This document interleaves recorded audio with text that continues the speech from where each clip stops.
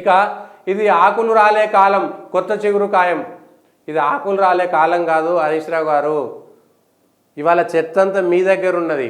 So మళ్ళీ చిగురు వచ్చేటువంటి పరిస్థితి లేదు. చెత్తను కాలబెట్టుకోవడం, తగలబెట్టుకోవడం తప్ప ఇంకేం లేదు. బీఆర్ఎస్లో మిగిలిందంతా చెత్తనే, ఇంకేం లేదు. ఆ మోడు మళ్ళీ చిగురిస్తుంది అనేటువంటి ఆశ లేదు. ఎందుకంటే మూలమే లేకుండా పోయింది. తెలంగాణ ఉద్యమకారులు అనేటువంటి మూలము ఇప్పుడు బీఆర్ఎస్ పార్టీలో లేదు. ఇవాళ మీ మెదక్ ఎంపీగా పోటీ చేస్తున్నటువంటి వ్యక్తి ఆక, కాండమా, ఆయన మొదల, వేర, చెట్ట ఏంటిది ఆయన? మీ దగ్గర పోటీ చేస్తున్నటువంటి మెదక్ ఎంపీ అభ్యర్థి ఆకులు రాలే వ్యక్తియా?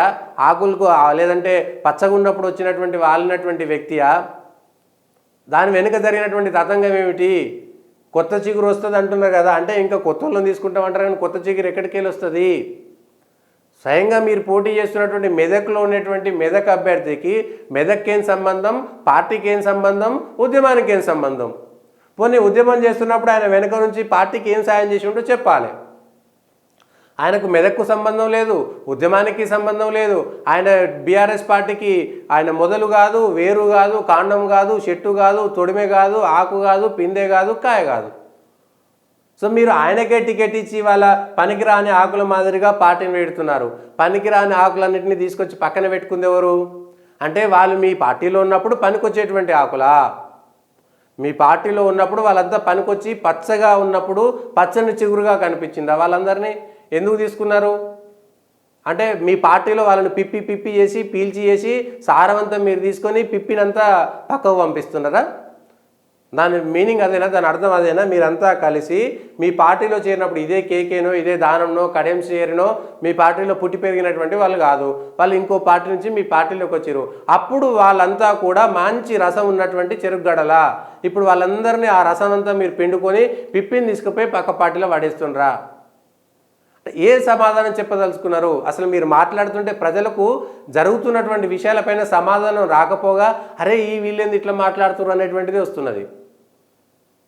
స్వయంగా మెదక్ లాంటి స్థానంలోనే మీకు అక్కడ పనిచేసినటువంటి పార్టీ కోసం పనిచేసినటువంటి ఒక కార్యకర్తకు టికెట్ ఇచ్చుకోలేనటువంటి స్థితిలో ఉన్నారు. రేపు పొద్దుగాల మెదక్ ప్రజలు ఎందుకు ఓటేయాలి? మల్లన్న సాగర్ అంశాలు తెరపైకి వస్తున్నాయి, లేదంటే ఔటర్ రింగ్ రోడ్ లాంటి తెరపైకి వస్తున్నాయి, రాజపుష్ప లాంటి తెరపైకి వస్తున్నాయి, మిగిలినటువంటి అనేకమైనటువంటి భూముల కుంభకోణం తెరపైకి వస్తున్నాయి. అక్కడ ప్రజలను వేధించిన విషయాలన్నీ గుర్తుకు వస్తున్నటువంటి సందర్భం కదా ఇది ఆకులు రాలే కాలం, కొత్త చిగురు ఖాయం కాదు. ఒక ఉన్న వేర్లు కూడా మాయమయ్యేటువంటి పరిస్థితి. కొత్త చిగురు ఖాయం కాదు, ఉన్న వేర్లు కూడా మాయమయ్యేటువంటి పరిస్థితి. ఆ ఉన్న వేర్లు కూడా ఏ జైల్లోకి పోయేటువంటి పరిస్థితి కనబడుతున్నాయి.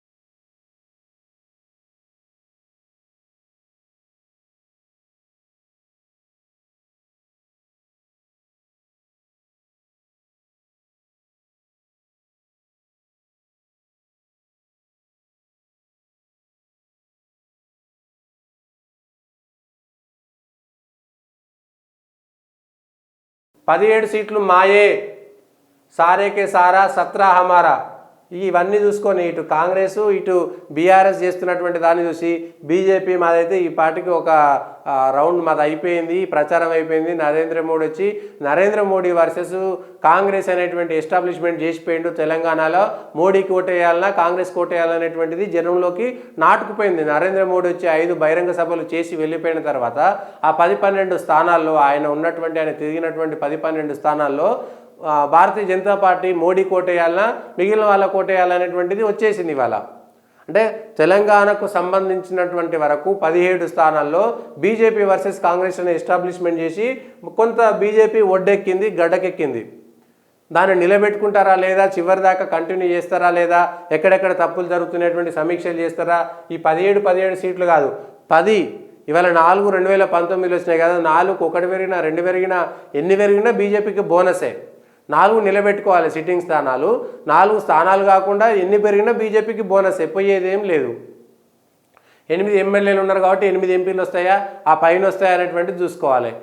ఆదిలాబాద్లో బలంగా, నిజామాబాద్లో బలంగా పార్టీ తయారైపోయింది కాబట్టి అవి 2 గెలుస్తారు అనుకోవచ్చు.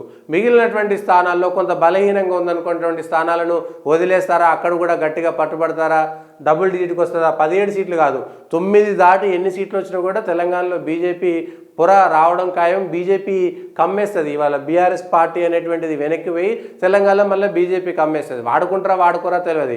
2023 ఎన్నికల్లో కనుక బీజేపీ చేసినటువంటి అనేకమైనటువంటి కేసీఆర్ వ్యతిరేక ఉద్యమాలన్నీ కూడా పండిన తర్వాత కాంగ్రెస్ పార్టీలు కోసుకుపోయినట్టుగా ఉంది. ఎందుకంటే బీజేపీ పార్టీకి ఆ తెలివి లేకుండా పోయింది. చేసినటువంటి ఉద్యమాలను దాన్ని మెటీరియలైజ్ చేసుకొని ఎమ్మెల్యేలుగా గెలిపించుకునేటువంటి స్థితిలోకి బీజేపీ రాలేదు.